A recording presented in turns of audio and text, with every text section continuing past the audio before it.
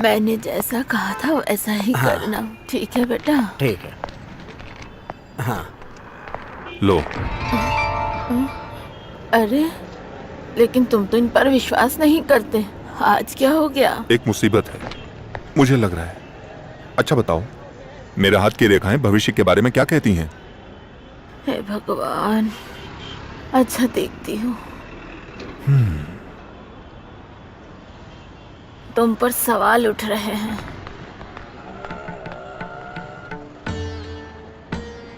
रास्ते में रुकावटें आ रही हैं, मौत से भी सामना हो सकता है। मौत से सामना? मुसीबत में हो। हाँ, वो कहीं से भी आ सकती है। संभल कर रहना बेटा। सब ठीक हो जाएगा। हे दुर्गा, बेटा अगर प्रायश्चित करोगे तो इसका हल निकल सकता है। नहीं चाहिए, मुझे अपने ऊपर पूरा भरोसा है। कल भी और आज भी किसी भी मुसीबत से बच के निकलने के लिए हमारा शरीर ही काफी है। शरीर ही सामना करेगा और हल भी निकालेगा। मैं प्रार्थना करूंगी, इतना ही कर सकती हूँ मैं।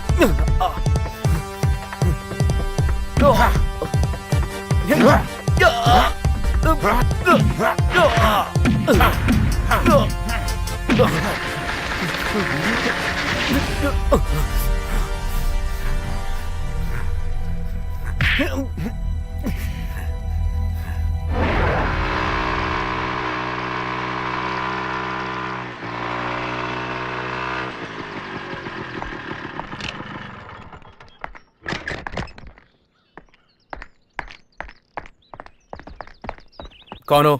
किससे मिलना है? मुझे अर्जेंटली एसपी सर हाँ से हेलो मिलना है। नहीं, जी, आप गेस्ट हाउस ही है। एसपी साहब से मिलकर नहीं, मुझे इस जरूर हादसे के बात बारे में करनी मीडिया को कोई न्यूज़ नहीं देना, ऐसा बड़े साहब ने कहा है। मिलने दीजिए प्लीज।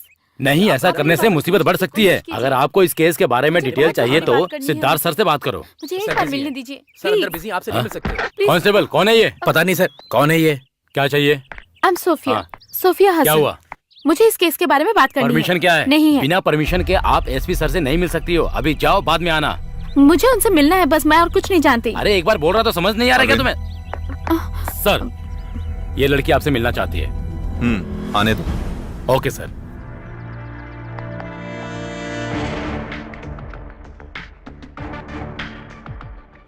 क्या बात है सोफिया, परेशान क्यों हो?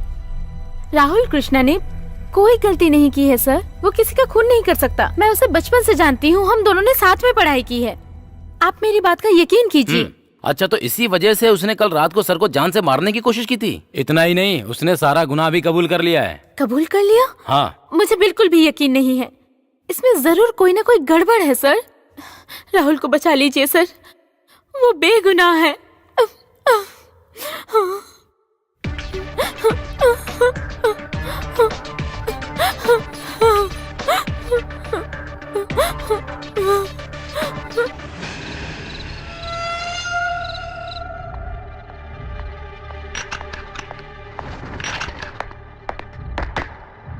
सर, आपने जैसा कहा था, राहुल जिस कॉलेज में पढ़ता था मैंने वहाँ पूछताछ कर लिया है।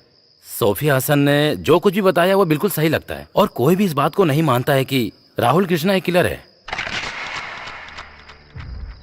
सोफिया हसन के मुताबिक इस केस में कुछ तो गड़बड़ है सर। राहुल कृष्ण ने जो कहानी बताई है और शंकर नारायण ने जो बताई है, उन दोनों कहानियों में रियल कौन सी है और कौन सी फेक है, इस बात का पता लगाना ही मेरा काम है।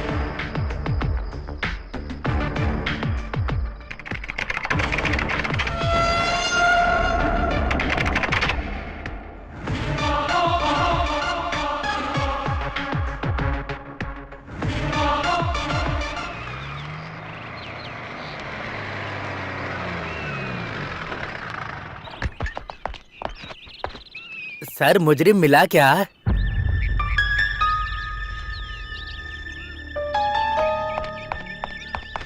मैं कुछ नहीं जानता सर। इस केस के सारा डिटेल अपने आजी वर्गीस सर को बताने से पहले आप यहाँ आ रहे हो, ये बात उनको पता चल गई है सर। आखिरकार तुम आ ही गए एंथोनी। कोनी का किसी भी नेता से ताल्लुक नहीं है। सर आप अभी तक उस बात से नाराज हो? मैं तो बस यूं ही मजाक में। मजाक में नहीं, जानबूझ के किया। इस केस को उलझाने के लिए कुछ तो जाल बिछाकर रखा है।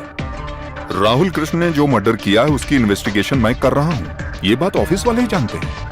उस केस के बारे में ही जाने के लिए आए हो ना? बहुत दिलचस्पी ले रहे हो उस केस में तुम एंथोनी?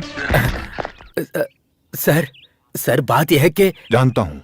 इंटेलिजेंस आईजी वर्गीस के जानने से पहले मैं जो बताने वाला हूँ उस कहानी में तुम तो एक बहरूपिया हो एंथोनी। कल रात जो मेरे ऊपर अटैक हुआ था उसके पीछे कौन हो सकता है ये तुम जानते हो एंथोनी? जानता हूँ सर। फिर भी मुझसे बात छुपाई, ऐसा क्यों एंथोनी? कोई बात नहीं, मैं तुम्हारी मानसिकता को अच्छी तरीके से समझता हूं। अगर तुम्हारी जगह पर मैं होता तो यही करता। तुम जा सकते हो। इस केस की सारी डिटेल मैं तुम्हें बुलाकर बताऊंगा। जाओ। चलता हूँ सर।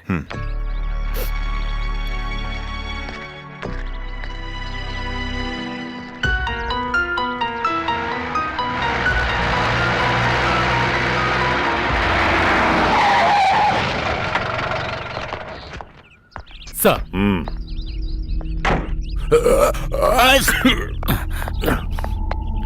Morning sir. तुम ये सब अच्छा कर लेते हो। इस जगह के अलावा कोई और जगह पसंद नहीं आई? कितनी धूल है यहाँ पर। माफ कीजिएगा सर। राघवन और मीरा को कैसे मारा गया है इस केस में बहुत बड़ा किरदार निभाने वाला है ये घर। इस बात की इंपॉर्टेंस को समझकर ही मैंने आपको यहाँ पर बुलाने का कष्ट किया है। प्लीज। Okay okay.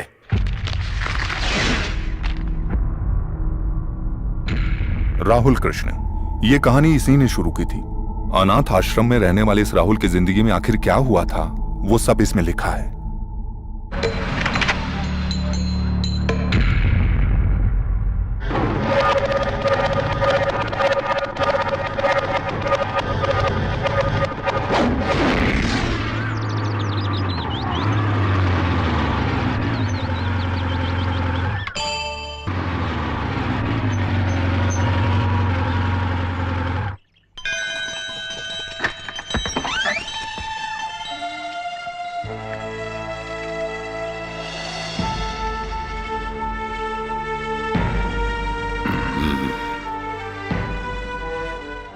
तुम आओगे या नहीं मुझे शक हो रहा था। जब अपना खून बुलाए तो आने से मना नहीं कर सकते ना, है ना? आ जाओ।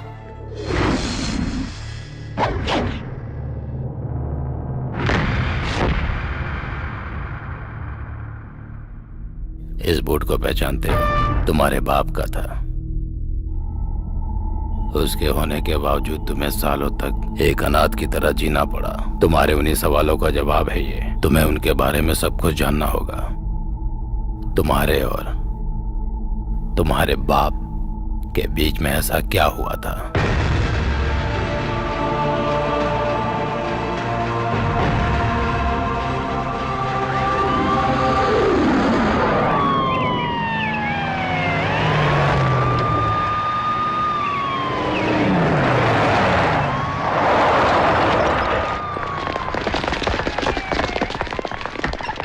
कोई है क्या घर में? पत्रकार कहाँ है? क्या बात है? किससे मिलना है? ये अखबार का ऑफिस है। यहाँ तक पहुँचने का अधिकार तुम्हें किसने दिया? अखबार का ऑफिस है, ये पता करके ही हम यहाँ आए हैं। अरे तुम और तुम्हारी पत्रिका। कहाँ है पत्रकार? बोलता क्यों नहीं? उसे कुछ मत करो। इस ऑफिस की जिम्मेदारी मुझ पर है। जो भी कहना है मुझसे बात करो। जो औरतें बागान में काम करती हैं, सरकार उनको बचाना चाहती है, यही ना? सही कहा ना मैंने? हाँ वही, जो बागान में काम करती है उनको बचाने के लिए और तुम लोगों का रवैया बदलने के लिए कोई तो हल निकालना होगा, तभी हमारा आंदोलन ये रुकेगा, समझे? आंदोलन? सुन लो पत्रकार, दोबारा आने का मौका मत देना। अगर मैं आया तो बहुत कठोर कार्रवाई होगी, याद रखना। तुम और तुम्हारी ये पत्रिका सब खत्म हो जाएंगे, मेरी बात याद रखना। जिसको कोई मिटा सकता है उसको कहते हैं अक्षर। उस अक्षर को हथियार बनाकर हर मुसीबत का सामना करने की हिम्मत है मुझ में। ये बात जाकर उसको बताओ जिसने तुमको भेजा है। तुम बहुत पछताओगे। हाँ। लिखना शुरू करो। हाँ। हाँ, जो औरत बागान में काम करती है उनकी गिनती धीरे धीरे लगातार बढ़ती जा रही है। इसके पीछे पुलिस का हाथ है। जानकी, दीदी रसोई में काम कर रही हैं, मैं संभाल लूंगा। हाँ ठीक है। इसलिए जो भी कोई औरत बागान में काम करती है उनकी हिफाजत के लिए कोई हल निकालने और बचाने की जिम्मेदारी हमारी सरकार की है। मैं आज इधर से जाऊंगी। तुम्हें अकेले जाने में डर तो नहीं लगेगा ना? कैसा डर? तुम एक पत्रकार की बेटी हो, इसलिए तुम्हें कभी डर नहीं लगता है। अरे मैंने ऐसा कब कहा? टाटा टाटा।